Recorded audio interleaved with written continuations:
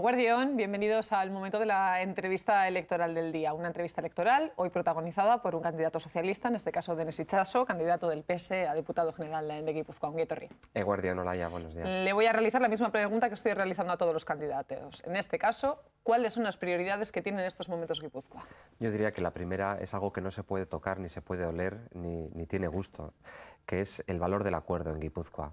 Yo percibo que Guipúzcoa se agota de tanto enfrentamiento, que tenemos las mejores empresas, que tenemos los mejores cocineros, que tenemos un sector, un tercer sector y un mundo, un colchón social en forma de empresas y de asociaciones que se dedican a ayudar a los más desfavorecidos, muy potente, muy fuerte. Y sin embargo no sabemos llegar a acuerdos. Y eso es un lastre que venimos arrastrando desde hace muchísimo tiempo y que yo quiero cambiar radicalmente, y quiero cambiarlo con una cultura y con una posición también personal, y con una posición personal, porque está en mi ADN, absolutamente dispuesta al acuerdo y al entendimiento. Es imprescindible para avanzar, porque en Guipúzcoa llevamos muchos años en el todo o nada, y cuando un territorio se plantea el todo o nada, el resultado casi siempre es nada. De todas maneras, me está diciendo que ese entendimiento y ese acuerdo es una cuestión muy personal, porque sí que le quería preguntar. Pedro Sánchez sí decía que hay unas líneas rojas en este caso y que los acuerdos tanto con el Partido Popular como con Bildu no serían posibles, también en su caso. Hay que diferenciar dos cosas. La primera, en este país todos somos necesarios para la convivencia y para construir un futuro mejor. La izquierda abertzale, por supuesto, y el Partido Popular, faltaban más, todos.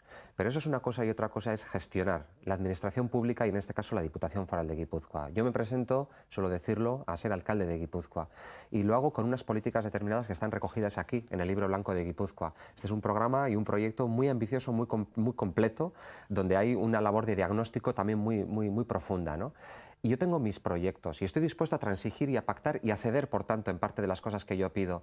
Pero, desde luego, tengo muy claro, a la vista de los 4 años, que tengo muy poco que ver con la izquierda abertzale y con Bildu. Y en ese sentido, yo no me veo para nada gobernando con ellos, porque discrepo profundamente en su manera de afrontar la crisis, en su manera de gestionar el tema de los residuos, de gestionar el tema de las carreteras. Las grandes competencias que tiene la Diputación Foral han estado mal gestionadas, por no decir pésimamente gestionadas en esta legislatura. Y, por tanto, aunque creo que todos somos necesarios para construir un futuro mejor, en lo que tengo muy claro es que en la gestión yo en estos momentos no tengo demasiado que ver con ellos, y por tanto quiero construir un gobierno alternativo, y para eso me presento como alternativa. Y para eso lo que digo es que el Partido Socialista de Euskadi, Euskadiko Ezkerra en Guipúzcoa, es la única garantía fiable de que haya un cambio en Guipúzcoa que permita desalojar a Bildu del poder. Entiendo, por lo tanto, y por dejar este tema, porque quiero abordar alguna de las propuestas concretas que realiza en ese proyecto, un acuerdo de gobernabilidad no, pero acuerdos puntuales puede que sí con Izquierda Abertzale. Yo lo que quiero es gobernar, para eso me presento en estos momentos, para ganar. No voy a despreciar desde luego ningún apoyo en la medida en que yo consiga construir un consenso en torno a estas propuestas y otras que otros partidos puedan plantear, pero desde luego tengo muy claro que somos la alternativa a Bildu.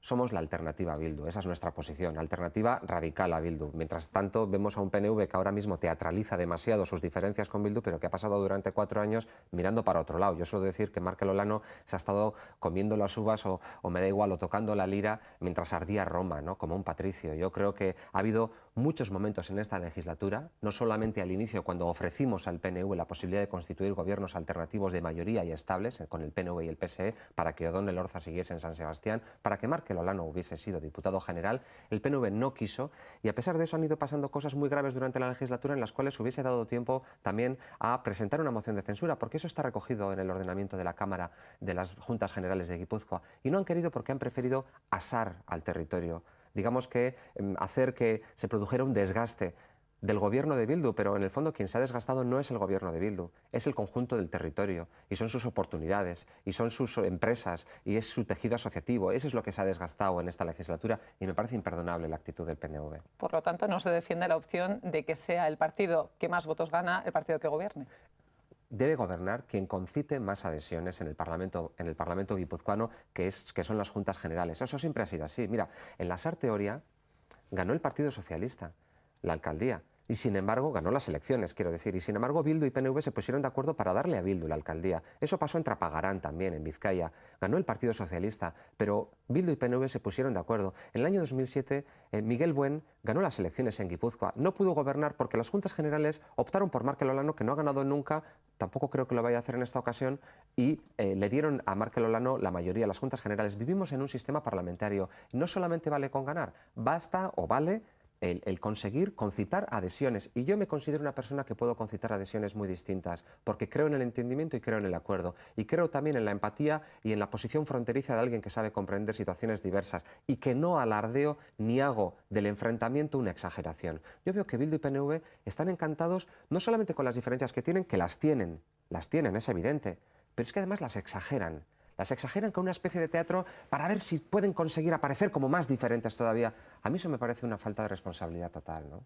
Vamos a repasar algunas de las propuestas que aparecen en el plan. Hablemos, para empezar, de fiscalidad. Ha sido uno de los temas estrellas de esta legislatura en Guipúzcoa. Al principio parecía que sí que había entendimiento entre las fuerzas de izquierdas, en este caso entre los socialistas y la izquierda abertzale en Guipúzcoa. Finalmente ese acuerdo se rompió.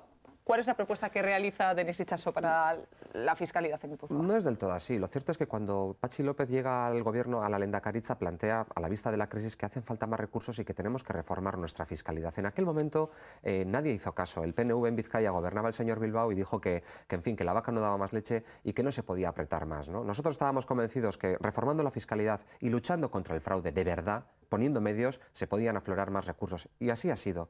Lo cierto es que cuando llegó Bildu al poder en Guipúzcoa fue el único gobierno foral que estuvo dispuesto a escuchar y estuvo dispuesto a la reforma que nosotros impulsamos. Luego ya después, una vez que en Guipúzcoa se estableció esa reforma fiscal en profundidad, hemos conseguido convencer al PNV y al PP para que tanto en Álava y en Vizcaya se estableciera de igual modo. Ahora que la fiscalidad la hemos reformado, ahora que estamos consiguiendo más recursos para pagar nuestra sanidad, para pagar nuestra educación, para pagar los servicios sociales que ofrecen nuestras diputaciones y el propio gobierno vasco, ahora lo que creo es que esa reforma fiscal tiene que respirar y tiene que dar sus frutos. Y en todo caso, si hay que reformarla de nuevo, yo planteo un único objetivo, porque creo que el objetivo de conseguir recaudar más y que pague más el que más tiene, en cierta medida ya lo hemos conseguido. Lo que necesitamos es que la fiscalidad sea armonizada en el conjunto del territorio. Y el PS Euskadi Ezkerra se compromete a modificar, y por eso después del verano vamos a introducir en el Parlamento Vasco una iniciativa legislativa, la Ley de Territorios Históricos para que quien legisle en materia fiscal en Euskadi sea el Parlamento Vasco, porque a algunos se les llena la boca de hablar de nación. Yo me conformo con que hagamos país.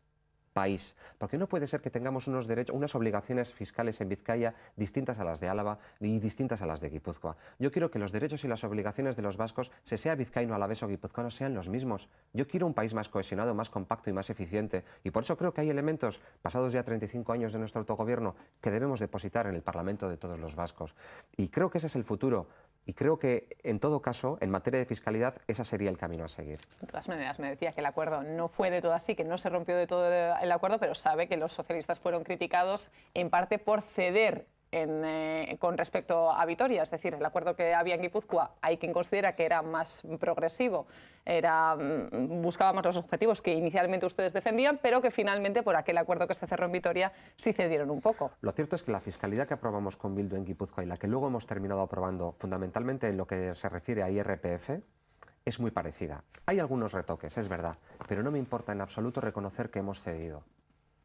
Precisamente por lo que decía antes, porque para armonizar una fiscalidad conjunta en el País Vasco hace falta también capacidad de consenso y saber que uno desde un territorio no puede imponer el criterio a los otros dos, que va a tener que dejar en el camino determinados elementos de sus máximos y no va a poder plantearse en la trinchera del dogmatismo planteando estos son mis principios y si lo quieres bien y si no lo dejas, ¿no? Yo creo que hay que tener voluntad de acuerdo y nosotros es lo que hemos hecho, avanzar.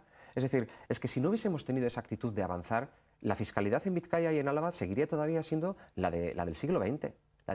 Y no estaríamos recaudando para poder abastecer y para poder satisfacer las necesidades sociales que tienen muchas personas que lo están pasando muy mal realmente y no estaríamos pudiendo abastecer también nuestros servicios sociales, nuestra sanidad y nuestra educación tal y como lo merecemos. Por tanto, no tengo ningún problema en reconocer que sí, que en parte, no es demasiado, pero en parte hemos cedido para que la fiscalidad, al menos en esas tipologías fiscales como es el IRPF, hemos cedido, sí.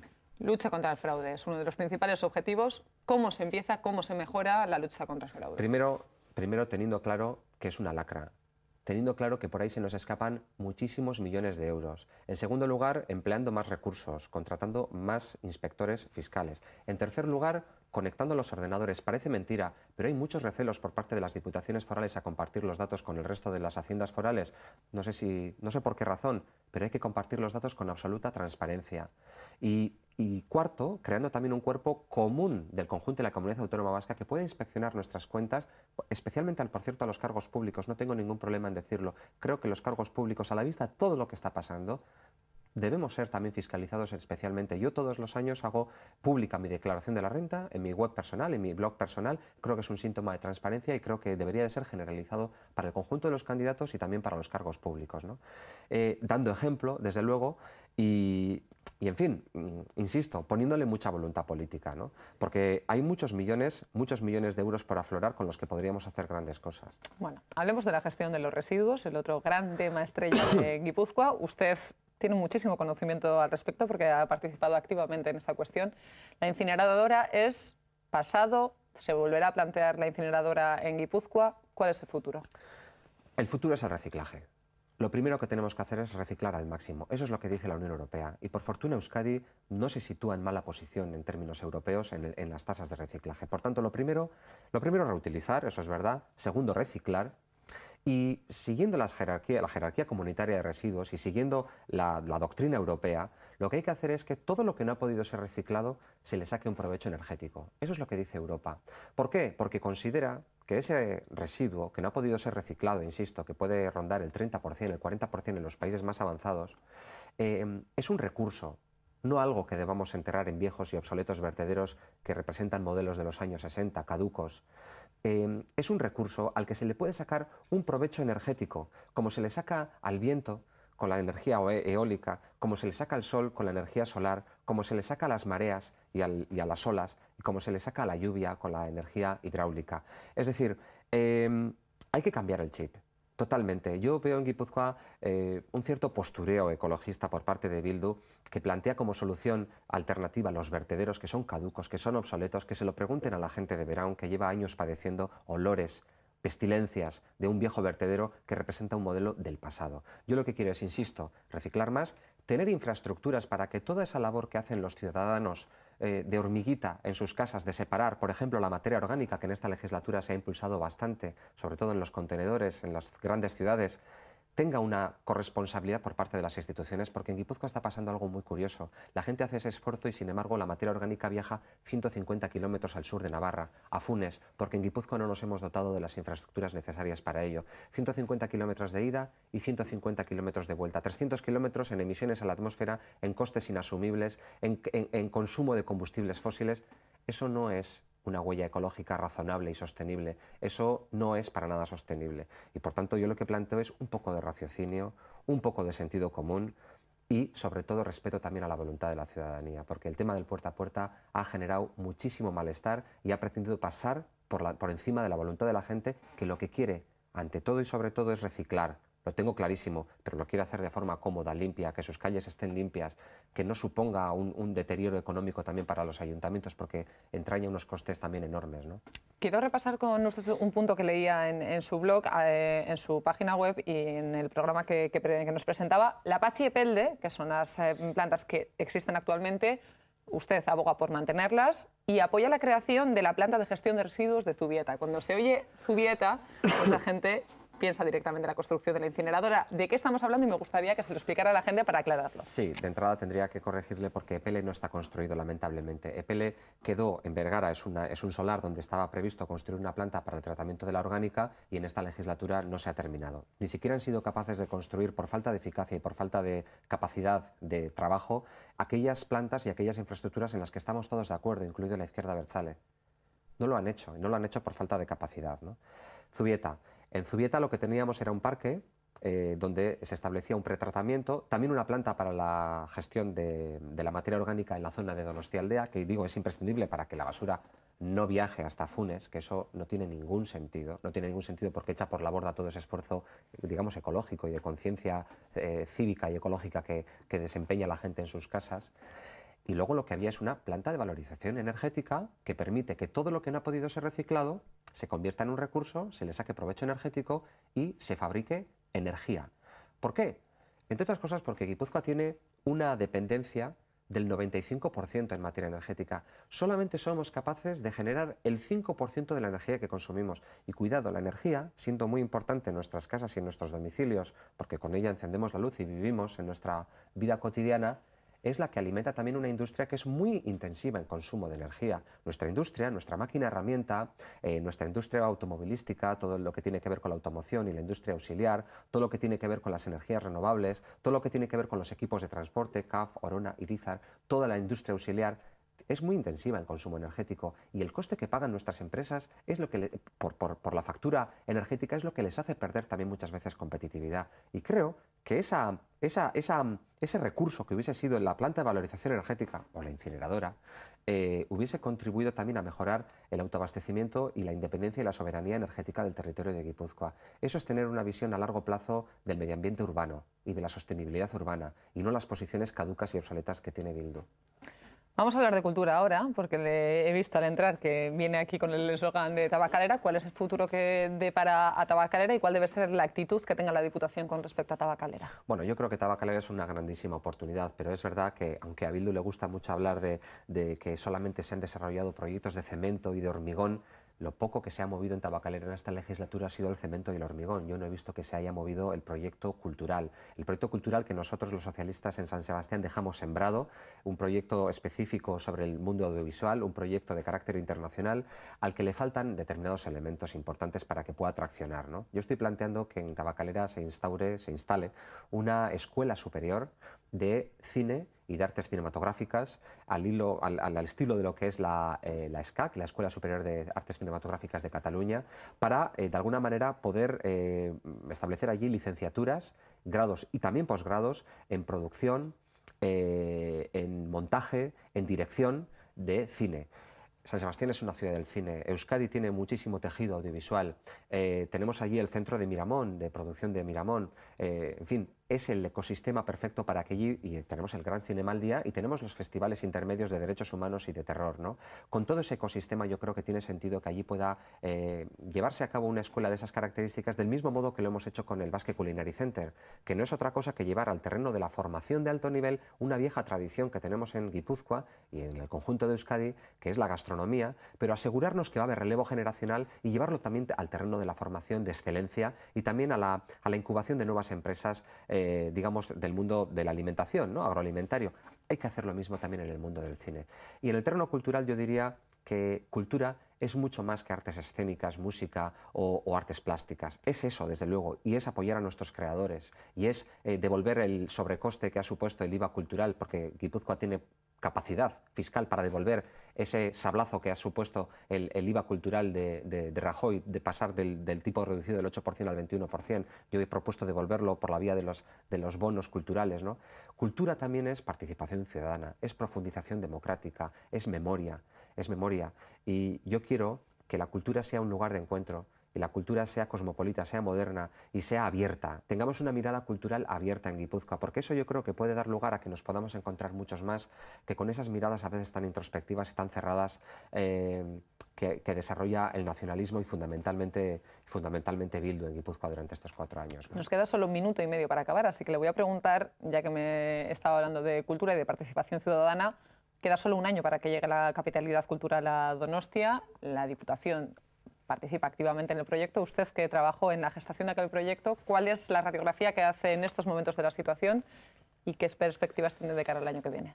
Mire, yo soy muy crítico con cómo se ha gestionado. A mí me ha dolido muchísimo ver cómo se ha deteriorado un proyecto que enamoró a Europa, que enamoró al jurado, que le encantó porque era un proyecto que decía olas de energía ciudadana, que decía cultura para la convivencia, que quería celebrar un gran momento cultural en Guipúzcoa después de 200 años de violencia, de odio y de intolerancia, porque esto empieza con el incendio en 1813 de la ciudad, pero sigue con las guerras carlistas, sigue con la guerra civil, sigue con el franquismo y el exilio, sigue con el terrorismo de ETA, y realmente hemos tenido 200 años en los que San Sebastián y Guipúzcoa, yo diría que el conjunto de España y también Euskadi, no han vivido en paz realmente, ¿no? Y poder hacer una gran celebración cultural de reencuentro, de convivencia, de prestigiar el acuerdo, de prestigiar lo diferente, lo diverso, la pluralidad y esa enorme riqueza que tenemos hubiera sido enorme. También también para debatir en Guipúzcoa sobre lo que le pasa a Europa, porque Europa tiene grandes males en estos momentos, grandes males que no está sabiendo superar. Y a mí me encantaría que en Guipúzcoa y en San Sebastián tuviésemos la capacidad de debatir y de discutir sobre la Europa que queremos y sobre cómo también ir erradicando determinados extremismos también de extrema derecha que están empezando a surgir y que a mí me parecen muy peligrosos. Sobre todas esas cosas me gustaría que hubiera un gran foro ciudadano en San Sebastián en el año de la capitalidad europea, pero para eso hace falta tener la mirada abierta. Denis Itxaso, candidato del PS a diputado general de Guipúzcoa. Eskerrik asko eta zorte on. Eskerrik asko zuei, Olaia. Hasta aquí, por lo tanto, la entrevista de hoy. Volvemos mañana, ya lo saben, a las 12 menos 20. Hasta entonces, egun on izan, agur.